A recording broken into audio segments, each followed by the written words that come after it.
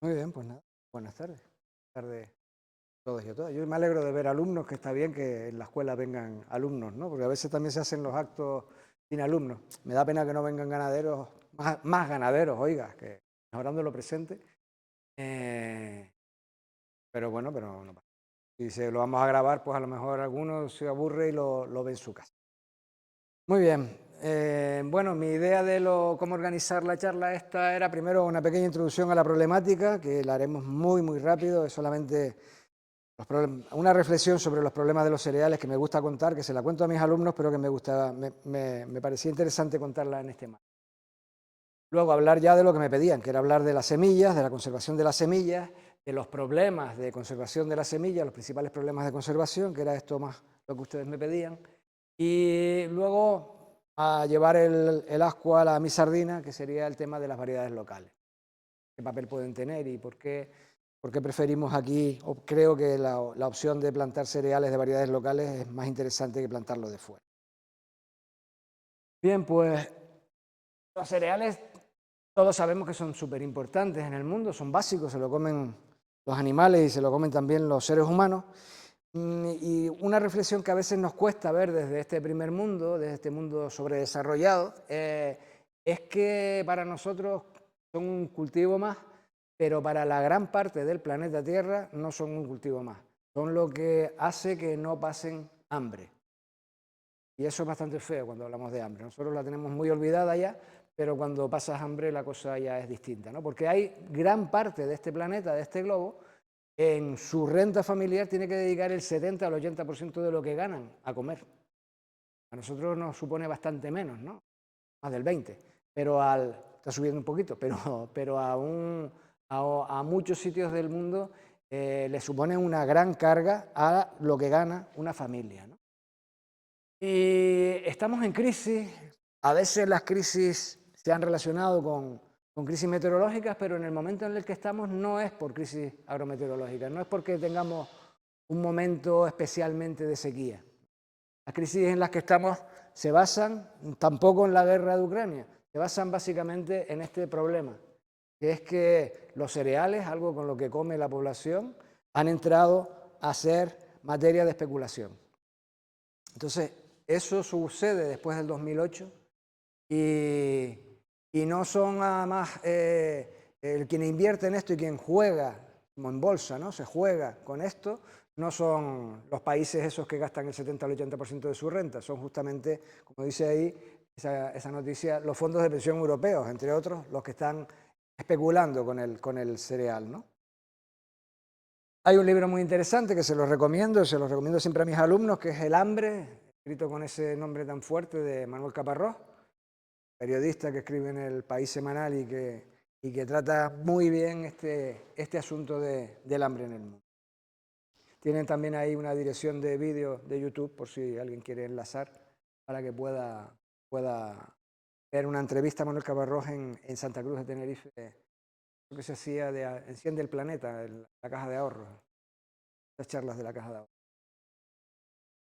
Bueno, lo que estoy diciendo se ve clarísimo, ¿no? Es decir, cuando se representa en una gráfica cómo era el precio de los alimentos hasta el año 2008, pues se ve que, vale, con dientes de sierra, pueden estar relacionados con problemas agrometeorológicos, pero cuando tienes estos dientes de sierra, y esto es un poco viejo ya, que es del 2012, esto ya no se debe a otra cosa más que en Chicago empieza a haber una especulación y a jugar como eso que juegan, yo no me entero mucho, esto de a futuros, ¿no? De empezar a invertir ahí, negociando con esto y jugando con el precio de las cosas.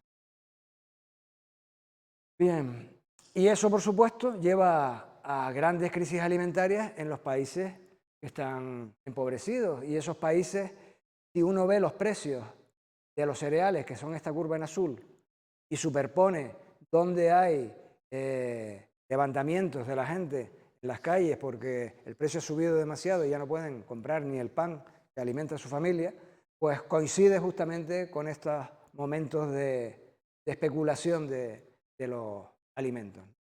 Es decir, que hablamos de un tema serio. En Canarias, vale, en Tenerife somos más de 500, 600 hectáreas a todo meter, pero que es un tema que en el mundo sí trae cola, ¿no? Me interrumpen cuando quieran, ¿no? Como somos poquitos, me pueden decir lo que quieran, o lo que se les venga a la cabeza. Y si se les viene algo a la cabeza con lo que les estoy comentando. Vale. Y en Canarias tenemos problemas, un problema añadido que no tienen otros lugares, que es que tenemos el mayor precio por superficie de todo el territorio nacional. Es decir, una hectárea de terreno aquí vale mucho y claro, eso pensar que puede servir para cereal es complicado, ¿no? Solo sumamos un problema específico de Canarias para hacer cultivos extensivos, estos cultivos que necesitan grandes superficies. Bueno, pero vamos a meternos ya. Quería aprovechar esto simplemente para dar el primer introducción al tema de los cereales. Vamos a meternos en ver cuáles son las cosas que un agricultor que quiere conservar su semilla tiene que tener en cuenta si quiere que su semilla tenga viabilidad. Son 3 factores, básicamente. El primer factor es la luz. Esto los agricultores tradicionales lo sabían mucho, porque si recuerdan ustedes a lo mejor de sus abuelos o de sus padres, los que somos más mayores, lo tenían en una lata, las semillas. Las semillas las de hortalizas estoy refiriéndome, ¿no? Es decir, las guardaban en una lata para que no estuvieran en un bote de cristal, para que no les entrara la luz, ¿no? La luz es una de las cosas que hace que las semillas pierdan viabilidad. Si hablamos de los cereales, habrá que buscar un sitio donde almacenarlos que esté oscuro. La temperatura, pues la ideal es entre 4 y 6 grados centígrados. Esa es la buena temperatura para conservarlo. Y volvemos otra vez a lo que se hacían los agricultores tradicionales, que los vamos a nombrar varias veces, porque gran parte de lo que yo sé es porque los ganaderos me lo han ido contando cuando trabajaba en extensión, ¿no? Los agricultores lo ponían en un sitio fresco, guardan su semilla en un sitio fresco, lo guardan en un sitio que se caliente mucho, porque eso hace que la semilla perdiera viabilidad, ¿no? Y por último, la humedad. La humedad vamos a dedicarle más tiempo, vamos a dedicarle un par de transparencias más. En la humedad lo que tenemos que saber es que tienen que estar bien secas. Los 2 primeros factores, ese primer factor de luz y de temperatura, hay una cosa que para volúmenes pequeños nos lo da, que es una nevera. La nevera, cuando se cierra, se apaga la luz, que eso hay que estar seguro, eso hay que pasar un tiempo dentro para verlo si es verdad que se apaga o no, ¿no? Pero cuando la cierra, se apaga la luz y luego está a 4 o 6 grados centígrados. Es decir, que si uno tiene que conservar algo poco, por supuesto, volúmenes, hortalizas sería lo normal, ¿no? Donde mejor la puede conservar es en un bote de cristal hermético dentro de la nevera. Sería el lugar ideal para cualquier hortaliza. Claro, en una nevera no podemos meter la semilla de una fanegada de terreno o de área de terreno, ¿no? De cereal. Bueno, en verdad, cuando nos centramos ya en cereales, tenemos cierta suerte. Una suerte es que los que se dedican a esto de las semillas hablan siempre de que hay 2 tipos principales de semillas. Hay semillas según cómo se comportan, ¿no? Hay unos que hablan de semillas ortodoxas y hay otros que hablan de semillas recalcitrantes. Son 2 palabras medio tal, pero vamos, ortodoxa nos quiere decir que se comporta más o menos como queremos, de manera rigurosa como queremos, y recalcitrante es aquel que es medio rebenque, medio fastidiado, ¿no? Pues eso es lo que quiere decir. Es decir, nuestras semillas, las semillas de los cereales, las semillas que nos interesan a los ganaderos, serían básicamente semillas ortodoxas. Es decir, que se conservan bastante bien y que responden bien a todo lo que vamos a decir, a lo que hemos dicho ya de luz, temperatura y a lo que vamos a decir de humedad, ¿no? Mientras que hay otras semillas recalcitrantes, pues como el mango, ¿no? Es decir, esa semilla no se conserva bien, es como muy carnosa, muy viva, tiene mucha humedad y como la intentes desecar, pues se muere y no sirve. La conservación es muy complicada, ¿no? Eso sería una semilla recalcitrante tipo. ¿Vale? Las nuestras son ortodoxas, tenemos suerte en eso. Y siendo ortodoxas cumplen una ley que para los que trabajan con semillas es muy conocida, que es esta ley, la ley de Harrington. La ley de Harrington lo que nos dice es que si descendemos, si hacemos bajar 5 grados centígrados o si descendemos en un 1% la humedad, se duplica la vida de la semilla. Es decir, la semilla es viable el doble de tiempo. Eso dice la ley de Harrington. Por lo tanto, siempre que intentemos controlar la temperatura y la humedad, vamos a ir multiplicando la vida de las semillas. De las semillas que plantan aquí nuestros ganaderos, la que tiene más problemas de conservación son los chochos. Justamente, si se fijan, es la semilla más gorda, carnosa, una leguminosa, ¿no? Las otras son cereales. Y los chochos sí pierden la viabilidad bastante rápidamente. Los cereales la conservan bastante bien mientras las tengas en unas condiciones que los agricultores tradicionales la han solido mantener. Los chochos sí que la pierden fácilmente. En chochos a lo mejor habría que pensar en buscar una nevera, porque ahí se aguantan mucho más tiempo, o si las secas bien, podrías incluso congelar. Cuando hablamos de humedad, lo que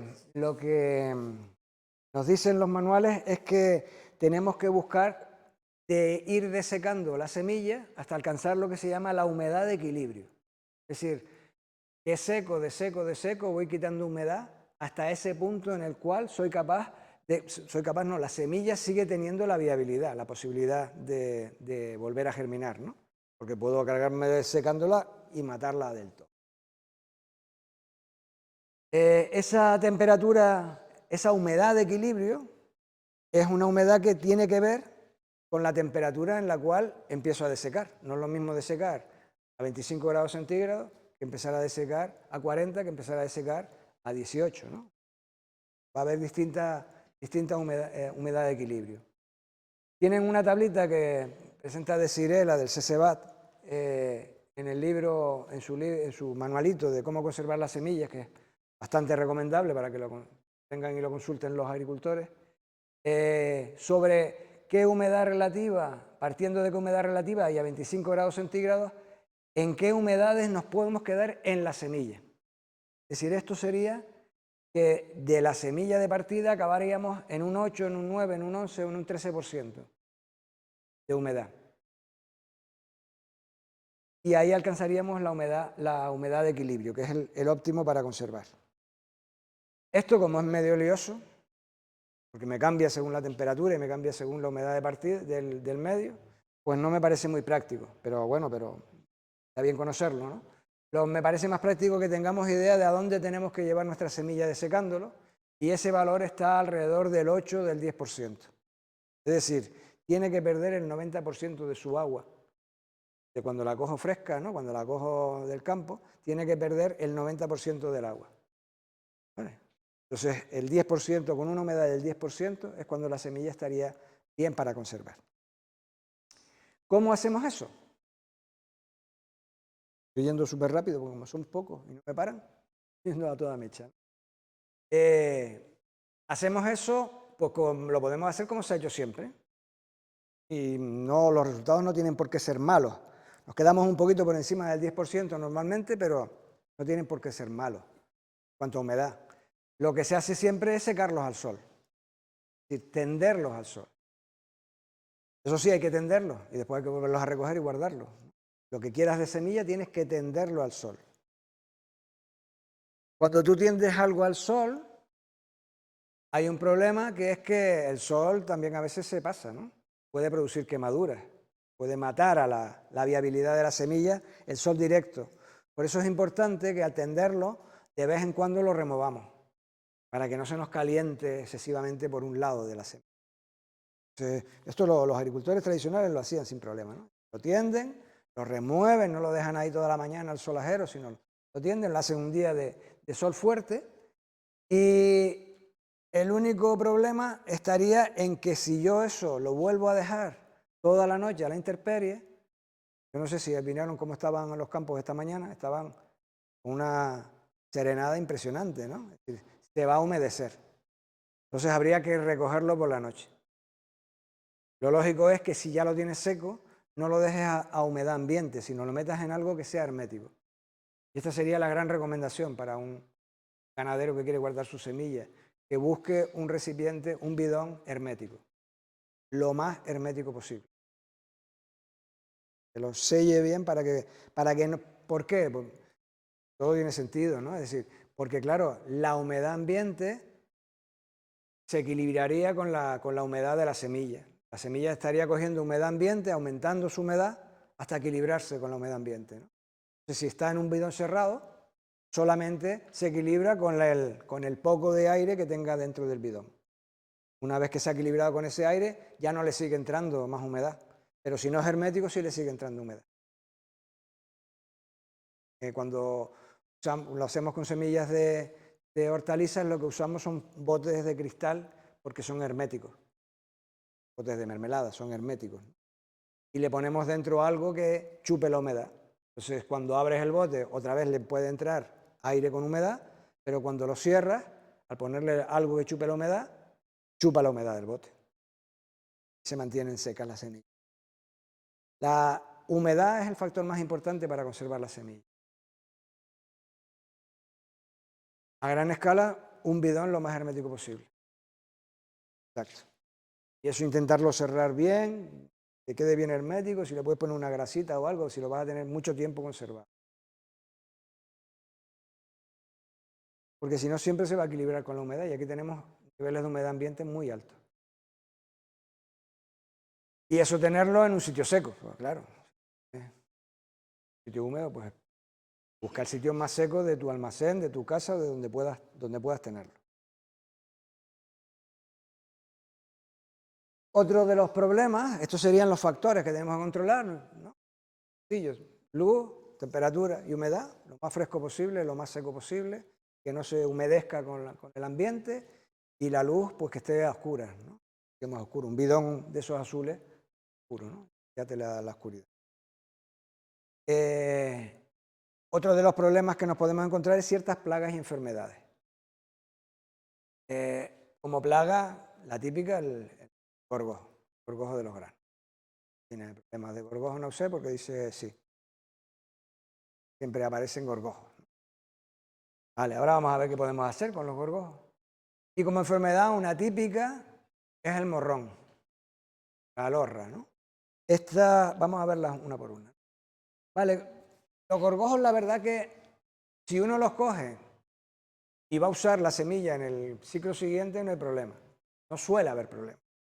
Si ahora se está sembrando lo que cogiste en agosto, no ha habido tanto tiempo como para que aquello se llene de gorgojo. El gorgojo tiene problema cuando usas de semilla, tiene dos problemitas, ¿no?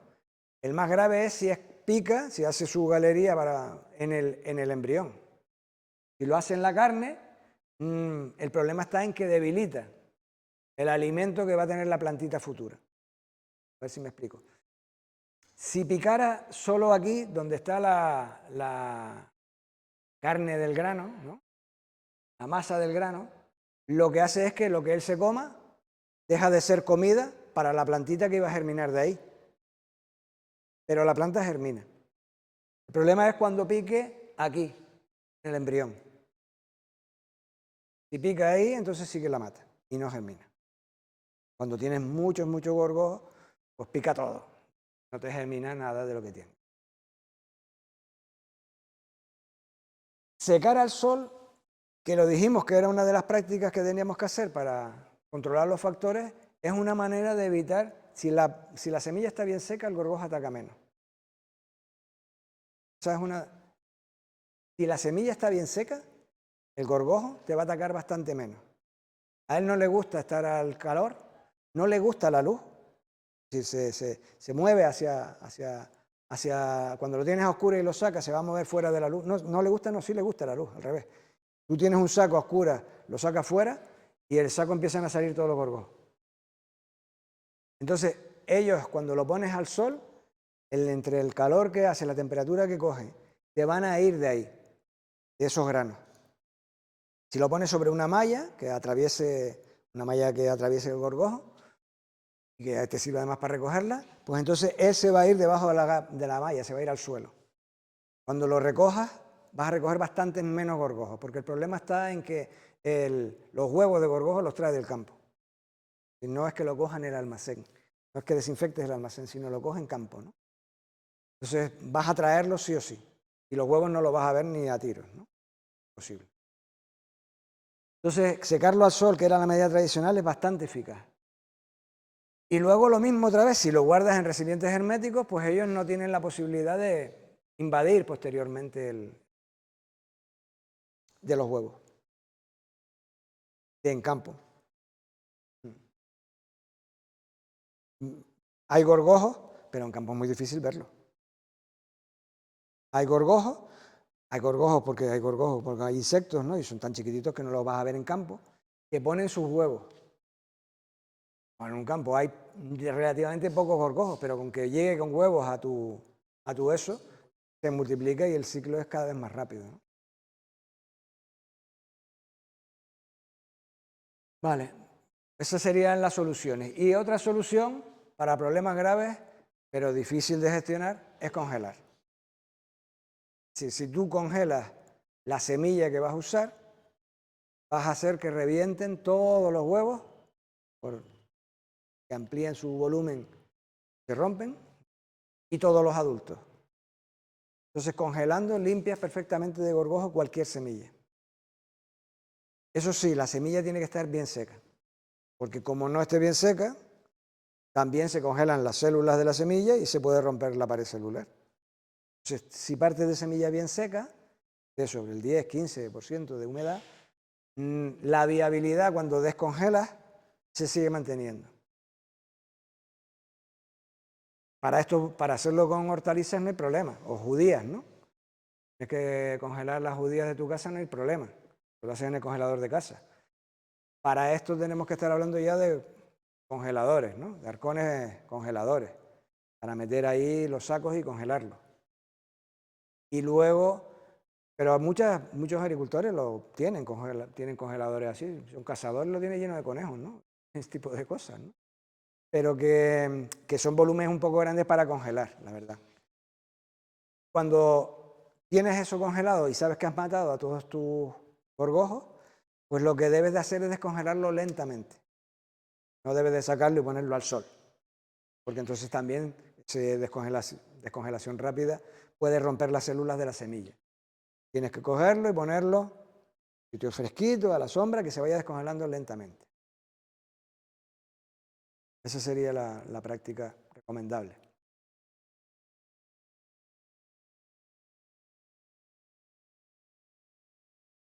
El congelar, sí, depende de lo que vayas a sembrar, claro. Si tienes un arcón congelador, sería una buena práctica. Sabes que vas a matar todos los huevos.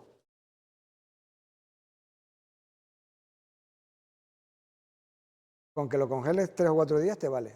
Una semana y después lo sacas. Claro, sí, también lo puedes hacer parte a parte. Metes un par de sacos, lo sacas, metes otro par de sacos, lo sacas. No, mantiene su poder germinativo sin ningún problema.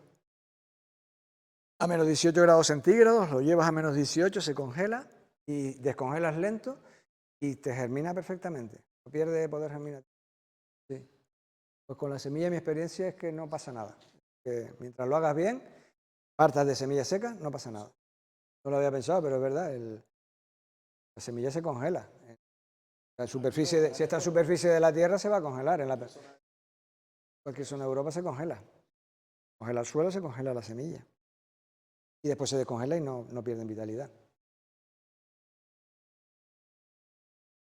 El otro problema que decíamos es un problema que llegó a estar bastante común. Yo no sé si lo recuerdan los más de ver este tipo de hongos, son las tilletias, la tilleta foétida. Se llama foétida justamente porque apesta. Eran esas espigas que cogías y estaban, no lo confundan con la del millo, sino que también creo es un carbón, no una tilletia. Pero el grano quedaba como de un color medio marrón y luego si lo apretabas olía fatal y tenía un montón de esporas negras dentro. Este es el morrón, ¿no? También llamado alorra en muchos lugares y en Canarias, en textos antiguos se habla de la alorra, ¿no? Eso es un hongo que su manera de reproducirse es infectando los granos y a partir de las esporas que se han desarrollado en los granos. Entonces, claro, si tú siembras semilla que ha tenido morrón, estás perpetuando el ciclo. El año siguiente, porque no vas a ser capaz de separar todas las semillas que tengan morrón, entonces el año siguiente vas a tener más morrón y más morrón. Se rompe el ciclo si cambias de semilla, compras semilla buena. Rompe el ciclo. Y yo sé que hace como 15 o 20 años me acuerdo de ir por campo y ver bastante, y agricultores que te lo comentaban, yo tengo este campo y tal con un montón de morrón, pero en los últimos 15 años la cosa parece que ha ido bastante más parada. No sé si ha venido con que mucha gente ha abandonado el hacer semilla y están comprando más semillas. No sé cuál es la razón, pero hubo un problema como hace unos 15 años que luego ha ido remitiendo, ¿no?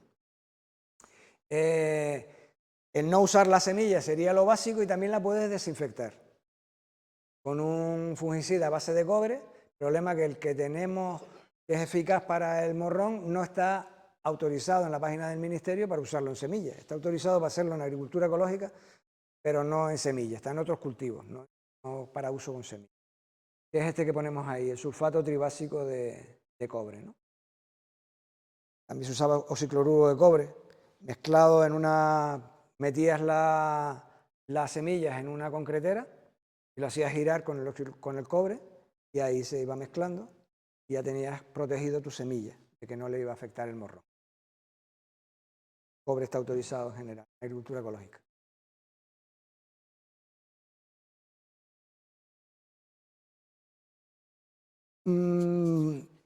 Luego, de lo que me planteaban de la selección, pues hay que tener algún cierto cuidado, pero vamos a ver que no demasiado, pero hay que tener un cierto cuidado con lo que son las mezclas, ¿no? Las hibridaciones. Que yo estoy teniendo mi línea de semilla, mi cultivo, y que de repente se me mezcle con otro. Claro, cuando hablamos de hibridaciones podemos hablar de hibridaciones entre especies, es decir, se me mezclará el trigo con el centeno, y si son así, que son dos especies distintas, trigo y centeno, incluso tenemos un híbrido comercial que es el triticale, que es justamente el híbrido de la mezcla de trigo y centeno. La pregunta que nos podríamos hacer es, si hay alguien que plante centeno dentro de mi trigo, ¿se me mezclará? O esa frase que dicen los agricultores siempre, no, mira, la de el trigo se hace centeno. Si la han oído, ¿no? Los que tengan más contacto con ganaderos la han oído 1000 veces. Los agricultores siempre te dicen eso, dicen el trigo se hace centeno, ¿no? ¿De qué están hablando? ¿Están hablando de que se mezclan? Pues no, ¿verdad? No. Es decir, alguien puede tener trigo y al lado todo el centeno del mundo, que nunca va a haber un híbrido que se llama intraespecífico, un híbrido de dos especies diferentes. Nunca se van a mezclar. Ni con cebada, ni con avena, ni con un otro. Nunca se van a acabar mezclando los dos. El triticale es una mezcla, pero es una mezcla ocasionada o propiciada por el ser humano, no es una mezcla natural. Esa hibridación no se produce de manera natural.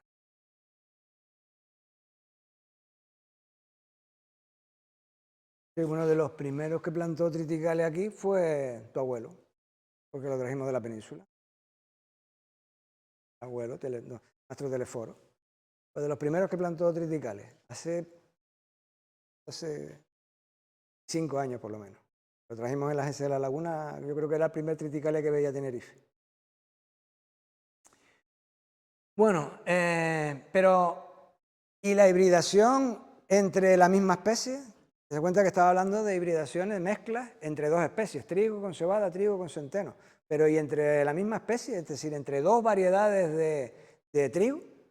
Si uno tiene trigo aris negro y otro tiene trigo colorado, ¿se me va a mezclar o no se me va a mezclar, ¿no? Sería la preocupación que podríamos tener. En verdad, en este caso tenemos bastante suerte también, como con lo de las semillas ortodoxas, porque trigo, cebada y avena, las tres, dice aquí son autógamas, que es un palabra un poco raro, pero autógamo quiere decir que solo se fecunda consigo mismo, no se fecunda con otro. Es decir, la planta además tiene este carácter que se llama cleistogamia, es decir, se fecunda la flor, que la espiga no nos parezca una flor, son flores, ¿no? Se fecunda la flor antes de abrirse. Es decir, ya se ha fecundado cuando aquello se abre, ¿no? Cuando puede recibir polen de otro. Por lo tanto, hay muy pocas posibilidades de que se te mezclen dos variedades, aunque las siembres uno al lado de la otra. De trigo, de cebada y de avena. de su mismo polen. Sí, antes de abrir está fecundada. Antes de abrir se ha fecundado y luego es cuando se abre la flor. No recibe polen de otra. Es la clistogamia. Entonces, eso, las judías también son así, son clistogámicas. Tú puedes plantar judías negras, eso sí, seguro que lo han hecho, y judías blancas al lado, y no te salen negras y blancas. Hay otras especies de cereal, como dice ahí, la más típica es el millo, que eso sí que lo sabemos todos, ¿verdad? Tienes un millo y dices, no, siempre estoy con millo, buscando el millo de grano colorado y ahora me salen con granos amarillos, o al revés, ¿no? O estoy buscando millos altos y ahora me están empezando a salir millos pequeños, ¿no? El millo sí es halógamo, el millo sí se cruza uno con otro. Y además su polen camina bastantes kilómetros. Pero uno del que normalmente los agricultores y ganaderos creo que no lo tienen tan claro es que el centeno también se cruza. El centeno también es halógamo. Porque normalmente cuando hablas con los agricultores y con los ganaderos te dicen centeno. ¿Qué planta? ¿Y qué centeno planta? Centeno. ¿Qué centeno? El de aquí, el del país, el de toda la vida. No te dicen como en trigo, que te dicen, no, yo tengo el trigo eris negro, no, es que tengo el trigo de barbilla, no, es que tengo el trigo de alto. No, no, ahí te dicen centeno. Entonces hay como una idea de que no se mezclaran, lo cual nos hizo, o mejor dicho, le hizo al Cabildo, cuando yo trabajaba para el Cabildo, hacer un ensayo con distintos centenos de distintos lugares y ver si eran iguales o eran distintos, si eso que decían los agricultores era igual o no. Y la verdad es que eran bien distintos. En el mismo lugar, con repeticiones y con todo lo que se hace en un ensayo estadístico, ¿no?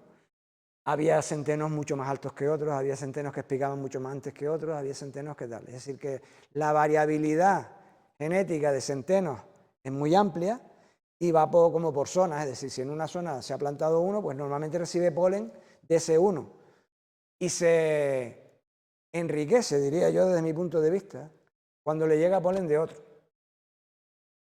Pero eso es mi punto de vista que muchos técnicos me discutirían, ¿no? Es decir, a mí me parece que los agricultores tradicionales han gestionado esto sin ningún complejo, han gestionado esas mezclas, esa llegada de polen de otro, lo han gestionado, mientras el resultado respondiera a su idea, a lo que ellos querían, pues ellos lo mantenían. ¿Y qué había pasado? Que había recibido polen de otro. Mira, mejor. Genéticamente se ha renovado, tiene unos genes nuevos y está expresando algo que se manifestaba parecido a lo que él quería. Esto es un poco largo para meterme en ese berenjenal, pero no sé si me he explicado. Quiero decir que tanto en millos como en centeno, que en centeno incluso con menos conciencia, pero en millos, por ejemplo, es muy consciente los agricultores, ¿no? De esa posibilidad de que te salgan piñas distintas. Los agricultores lo han gestionado sin ningún tipo de miedo y sin ningún complejo.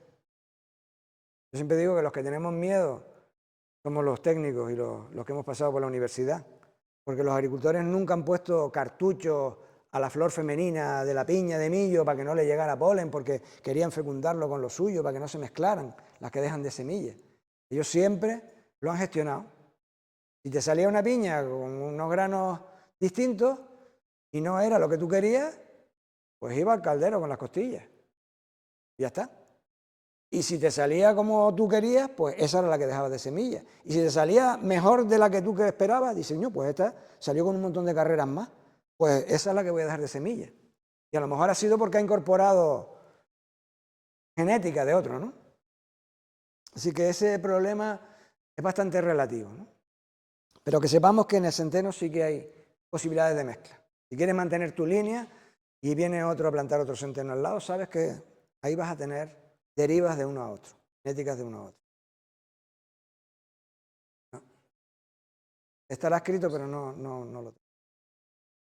Sí, dependerá, pero seguro que sí, porque hay investigaciones sobre eso, ¿no? Vale. Me hubiera gustado que hubiera habido ganaderos aquí porque iba a hablar de algo que seguro que conocían, que era de los rodeos. Y a mí, como es un sistema que me encanta, siempre lo meto donde pueda, ¿no? Porque me iba a acercar al mundo de las variedades locales. Y ese mundo tiene mucho que ver, en el caso de los cereales, con lo que pasaba en los rodeos. No está pasando tanto. No tengo que describirles dónde está, cuáles son sus límites, ni nada por el estilo. Me quería hacerles a los ganaderos un poco de historia. No sé si merece la pena hacerlo. Vamos a hacerlo también por el YouTube, ¿no? Y oye, por respeto a ustedes también, claro que sí, ¿no? Pero porque esto a lo mejor mis alumnos yo se lo cuento en clase y fácil lo saben, ¿no? Que es que esta zona de los rodeos fue de las primeras en plantarse en Canarias, bueno, en Tenerife, ¿eh? Es decir, de las primeras porque claro, La Laguna es la primera ciudad que se funda, ¿no? Y esos terrenos que quedaron alrededor de la laguna en principio fueron destinados al ganado, por eso me hacía ilusión contárselo a los ganaderos, ¿no? Y todos los rodeos se destinaba a dehesa comunal ganadera, es decir, todos esos terrenos era de todos, era del cabildo de la época, no era de nadie, era de todos. Y los ganaderos eran los que lo aprovechaban. Todos esos llanos de los rodeos eran así. Hasta que en 1521 empiezan a roturarse, empiezan a trabajarse y a plantarse de cereales. Es decir, diríamos que es el agrosistema más antiguo de la isla de Tenerife. Porque 1521 es poquitos años, 30 años después de la conquista, ¿no? De Tenerife. Es decir, cuando todavía las viñas a lo mejor estaban empezando a tener su sistema o el agrosistema tan bonito de castañeros y papas de las medianías, empezaban la gente a ver... No, las papas no habían llegado, así que no... El más antiguo de que hay en Tenerife era el agrosistema de cereal de los rodeos. Esa roturación se hace mediante arrendamiento. Se rotura, se trabajan y se le da a la gente en arrendamiento. Y en arrendamiento lo que se le hace es que se sortea para que a cada uno le toque, no por lo que uno quiera, sino por suerte, ¿no? Y lo traía por los ganaderos porque muchos de los ganaderos de los rodeos todavía mantienen el nombre. Y a lo mejor alguno no recuerda de dónde le viene, ¿no? Pero los ganaderos de la laguna te van a hablar de una suerte. Dice, no, yo planté media suerte, yo planté una suerte son 8 fanegadas, y siempre guardan desde, fíjense, desde 1521, que es cuando se hace ese sorteo, hasta 2022, todavía guardan ese nombre de suerte, aunque a lo mejor no saben que fue porque se sorteó en aquel momento entre la gente que lo tenía que trabajar. Vale, luego ya se reparte en propiedad con la ilustración, pues porque el arrendamiento era menos productivo y la ilustración quiere aumentar la riqueza nacional. Pero siempre se reservó, esto también es interesante, siempre se reservó el rastrojo para que pudiera entrar el ganado. Una vez que cogías el cereal, siempre había derecho a entrar allí con tu ganado, a comerte el rastrojo, comerte lo que quedaba en el terreno. Bien. En el año 2001, cuando yo trabajaba en extensión agraria, es decir, hace 20 y pico años, yo cuando salía a campo me daba cuenta que las estadísticas de la consejería no coincidían con lo que yo veía. Si tú salías a campo y mirabas qué es lo que estaba plantando la gente y ya no era trigo. En el año 2000 ya no era trigo. En el año 2000 lo que plantaba mucho la gente era avena, sobre todo. Mucha avena. Ibas al campo y veías parcelas de avena por todos los lados, mientras las estadísticas de la consejería seguían repitiendo, porque se hacen de una manera a veces un poco rara, seguían repitiendo la superficie de trigo en Tenerife. Y ya estaba cambiando esa avena. Esto es porque la verdad que ya llevaba años, ya estaba claro que quienes manejan el agrosistema de los rodeos eran ganaderos. Entonces, el trigo les interesaba muy poco para gofio, ya la población había dejado de consumir gofio del país, ya las importaciones, por supuesto, eran en las que primaban, ¿no? Entonces ya el grano no interesaba tanto, lo que interesaba al ganadero era tener comida para su ganado. Últimamente yo diría que ya tampoco se ve tanta avena, lo que se ve mucho es un trigo como acentenado. Me hubiera gustado que hubiera habido más gente de los rodeos para que me dijeran, no, pues yo todavía... Tal. Seguro que hay gente que todavía planta avena, ¿no? Pues los trigos acentenados, ¿no? Trigos donde el centeno también está muy presente.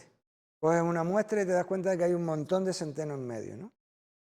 Esto sucede por varias cosas. Por aquella frase que dije antes, que los agricultores dicen mucho, eso del trigo se hace centeno, porque cuando tú tienes un trigo que no has limpiado bien la semilla, que no la has separado bien, el trigo del centeno, cosa difícil para hacer la mano. Y que mis alumnos tienen que hacer aquí porque tienen que reconocerlo y se acuerdan de su madre y de su padre porque el centeno se confunde con el trigo de mala manera, ¿no? Entonces, ese cereal, el centeno, que es tan rústico, si viene un año malo, él sobrevive. Mientras que el trigo no, el trigo es más mimoso. El trigo entonces va a perder cantidad de semillas en la semilla que obtiene el agricultor. Entonces cada año va a tener más centeno. La frase del trigo se hace centeno viene de ahí, de la rusticidad del trigo, de la dificultad de separarlo y de que no se hace alguna práctica que antes se hacía. La práctica que antes se hacía era, si queremos hacerla, porque ahí digo, ¿cómo podemos evitar eso? Que el trigo esté lleno de centeno, pero a lo mejor es que a los ganaderos no les interesa. Me consta por cuando hablo con ellos que no les interesa, porque ellos lo que quieren es tener paja. La paja de centeno es un poquito peor, ¿no? ¿Sí? Que la de trigo, pero te garantiza que si el año viene malo vas a tener paja. Y de la otra manera se te pueden quedar las cositas muy raquíticas en un año malo. Entonces, bueno, si es que queremos, el cómo evitarlo era lo que se hacía antes. Se basaban en una característica que tiene el centeno, que es que el centeno es el primero en espigar. El centeno es el primero en echar la espiga. Entonces, si tú tenías un campo de trigo y veías que te habían salido 10, 12, 15, 20 espigas, entrabas, sacabas esas espigas, esas plantas, pum, pum, pum, y ya habías quitado las plantas que te iban a dar el centeno. Basándose en eso, en que el centeno espiga primero. Y hay otra frase que a mí me encanta, que es esa, ¿no? Le dice la cebada al centeno. Le dice, zancas vanas, pronto espigas, tarde grana. Y si aunque me ves chiquita, la cebada, yo doy mi fanegada. Dice un montón de cosas de sabiduría popular, ¿no? de los cereales, ¿no? Zancas vanas porque el centeno es alto, grande, ¿no? Zancas de zanco, de patas grandes, ¿no? Le está diciendo, la cebada le está diciendo, tú eres muy grande, sí, tú eres muy grande. Y además eres el primero en echar la espiga, lo que estoy diciendo, que se aprovecha para arrancarlo, ¿no? Pronto espiga, pero después es el último en ser recogido, el último en madurar.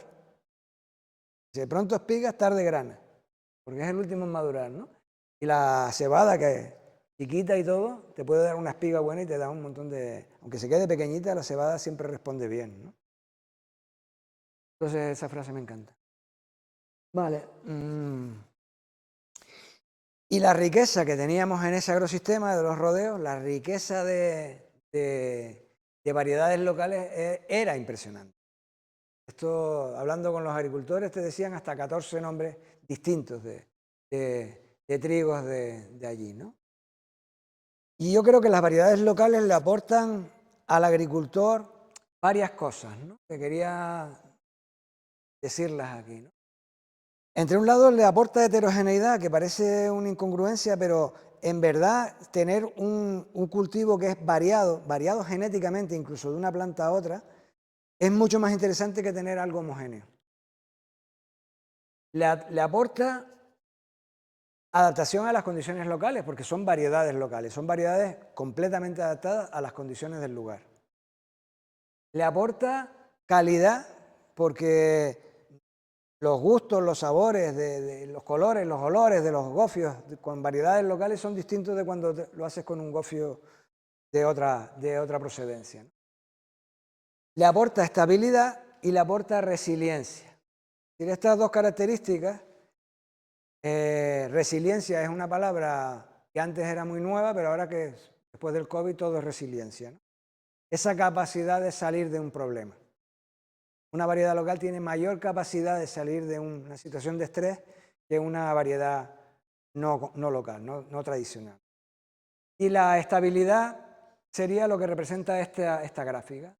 Es decir, mientras que cuando tienes una situación sin estrés, una variedad comercial híbrida, normalmente de cereal, te van a comportar todas sus plantas prácticamente iguales y van a producir prácticamente igual. Una variedad tradicional no, va a tener unas que producen más, otras que producen menos. Pero cuando hay un problema, todas las plantas de la variedad comercial se vienen abajo, mientras que aquí se mantienen algunas que producen. Luego, en el tiempo, da mayor estabilidad productiva usar variedades locales que usar variedades comerciales. Sería la idea de estabilidad que aportan las variedades tradicionales. ¿Y la razón de más peso? Pues que las variedades híbridas no tienen tanta paja como las variedades tradicionales. Y dijimos antes que lo que le interesaba al agricultor de los rodeos era la paja.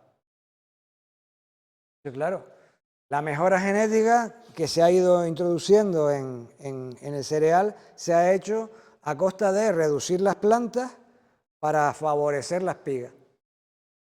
Tenemos espigas grandísimas con unas cañas que cuando vas a la península no te tapan ni el tobillo. Y dices, muchacho, ¿cómo puede producir, cómo tiene ese pedazo de espiga, un triguito que no levanta nada del suelo, ¿no? Que levanta un palmo, ¿no? Y el trozo de paja es minúsculo. Entonces, esa es la razón más fundamental por la cual los agricultores, que son ganaderos básicamente en los rodeos, mantienen las variedades locales. Es verdad que de todas estas variedades que teníamos antes, que mostramos antes, que se plantaban en los rodeos, el agricultor incluso sabía cuál plantar dónde, ¿no? Especialmente las dos principales, el Colorado y el Barbilla, ¿no? Tierras en barro para unas, las tierras en polvo para otras, ¿no? Os ponía después aquí los nombres de las tierras que decía la gente, ¿no? Porque tenían para cada una de esas tierras, tenían un tipo de semilla, un tipo de variedad. Fondos era donde iba el chocho, después el millo, ¿no? El millo de verano, donde coge mucha agua, ¿no? Cada una se manejaba de una manera distinta. Y se manejaban como sabemos. Esto sobra mucho explicarlo, pero vamos. Se bajaba con una rotación clásica de los romanos, hacen esta rotación que es ceregal leguminosa porque sabían que ceregal leguminosa mantiene la fertilidad de los suelos. Y últimamente se ve en los rodeos algo de papas. No demasiado, pero algo de papas, y eso es bastante nuevo, eso no es tradicional. Cuando rotas los cultivos, pues cuando haces cebada con cebada obtienes menos producción que cuando rotas, eso está más que claro, ¿no? Comparando convencional con ecológico, ¿no? Cuando rotas y no empleas ni fertilizantes ni fitosanitarios, obtienes más producción que cuando no rotas. Y lo que en verdad influye no es la fertilización. Así que nuestros agricultores pueden estar tranquilos y no gastarse dinero en fertilizantes, que ahora están cada vez más caros. Porque en verdad está más que demostrado, esto es una experiencia de 16 años en Toledo, y en condiciones mediterráneas, en las condiciones que tenemos en toda España o las que tenemos aquí en Canarias, lo que influye de verdad es el año meteorológico. Gástate el dinero que quieras en nitrógeno, en fósforo, en potasio, que no va a pasar nada. Dependerá de si llueve o no llueve, de cómo venga el año. Eso es lo que de verdad influye. Eso está más que claro en este ensayo de la casta Imeco, que en nuestras condiciones no es Centro Europa. Esto no son las llanuras de cereal de Estados Unidos, uniformes y siempre la misma lluvia, siempre la misma historia. No. Aquí lo que influye es si el año viene bueno o si el año viene malo. Porque ahí compara en distintos años ecológico con convencional, es decir, con fertilizante o sin fertilizante, y se ve que hay años en que supera uno y hay años que supera al otro.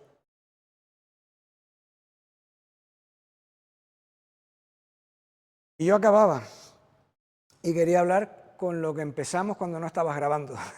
Empezamos a hablar de una experiencia, porque si había ganaderos me apetecía contárselo, ¿no? Que hemos hecho pues justamente en la explotación de Salva, ¿no? Que un alumno hizo un trabajo fin de grado de algo que habíamos leído que se hacía en México, que es fermentar las palas de tunera. Con ese fermentado de las pajas de tunera incrementas la cantidad de proteína de las palas hasta colocarla al nivel de cualquier leguminosa al uso, soja o alfalfa, ¿no? Y las herramientas que empleamos son realmente accesibles a cualquier agricultor. Usamos una concretera y una picadora. La picadora que tenemos es la que tenemos que buscar, una que nos dé menos trabajo porque tenía la boca pequeña y teníamos que partirla a mano. Pero lo lógico es buscar una que tenga la boca ancha, que no tengas que partir las palas. Entonces se trata de picarla, se trata de hacerla fermentar mediante movimiento y parada. Se compra un reloj enchufe y reloj que vale 6 euros en la electrónica de al lado de tu casa, y un temporizador pequeñito. Es un enchufe con un reloj que tú le vale 6 o 7 euros, no vale más. Súper sencillo de encontrar. Pues con eso, porque tiene que parar y moverse la concretera, ¿no? arrancar y pararse. Claro, no va a estar el agricultor cada media hora poniéndolo en marcha y tal, y no sé. 6 horas y con el resultado, pues resulta que te alcanzas más del 30% de proteína, que eso en cualquier forraje es importante. Partiendo de un 4, es decir, que la penca no tiene nada de proteína, pero transforma los hidratos de carbono en proteína.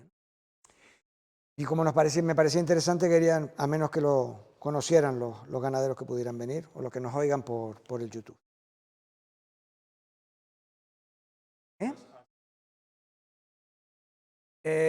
No lo puedes consumir, tienes que prepararlo todos los días.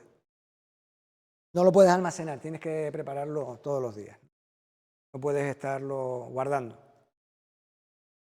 Te complica un poco el manejo, pero ahorras mucho y desgraciadamente parece que la dinámica nos está favoreciendo a que el agricultor tenga que complicarse la gestión. Ya si quiere mantenerse, hacerlo solo yendo a la cooperativa a traer sacos, va a estar complicado cada vez más.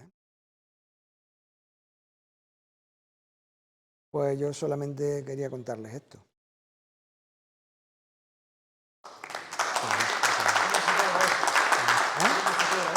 ¿Cómo? ¿Dónde se cobra, Sí.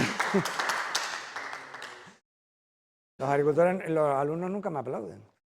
La primera vez que me aplauden. Sí. Sí. Te la puedo pasar. Yo he escrito cosas de recogerle a los al abuelo y el suegro aquí de ellos, recogerle información y a más gente, ¿no? De los rodeos. Claro, bueno, y yo lo he aprendido de ellos. Es decir, aquí hay ganaderos con los que yo he sacado información, de los que yo he visto aquí. Yo lo he aprendido de ellos. Sí, que lo que yo sé, lo sé de ellos y sé bastante menos que ellos. Lo único que lo puedo cruzar con cosas que uno lee, ¿no? Y lo cruzo y lo relaciono, ¿no? Pero saben y quienes lo manejan bien son ellos, son los ganaderos. Lo que hemos intentado es de conservante, no lo sé, es que estamos empezando, es decir, nosotros estamos empezando a verlo. En la bibliografía que hemos consultado no se prepara, no se conserva, ¿no? Lo que se hace es preparar, porque hay que ponerle unos abonos, ponerle urea y sulfato amónico, entonces eso sí lo puedes tener preparado para echárselo, ¿no? Pero el producto lo tienes que hacer cada día, ¿no?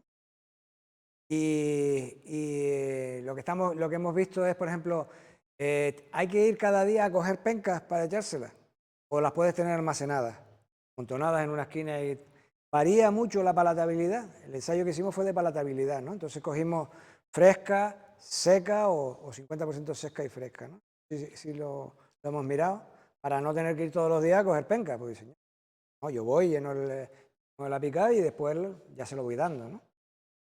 Y iba a decirte otra cosa. Que lo que hemos probado es intentar sustituir, a ver si alcanzaba también un nivel alto de proteína, la urea, que sería un fertilizante de síntesis, para ver si se puede hacer como con productos ecológicos, ¿no? Con algo que tuviera bastante nitrógeno. Y lo probamos con hierba verde, que es lo que tiene bastante nitrógeno.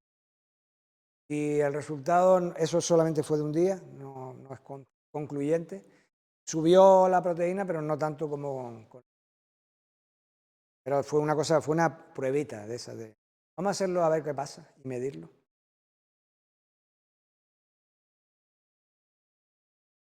La que mejor palatabilidad tenía, la seca no le gustaba, la fresca quedaba como muy líquida, él lo puede contar bien, ¿eh? Quedaba como si fuera un batido casi, ¿no? De lo húmeda que quedaba, la que quedó mejor en la palatabilidad fue 50-50. No, era tunera. O cogida del pencón, siempre cogimos las jóvenes, es verdad, de 1 y 2, pero la otra, la seca, era tunera que llevaba 2 meses cortada y amontonada aquí en la escuela. No. La nueva la cogimos un día, pero la otra la cogimos de un montón que llevaba 2 meses.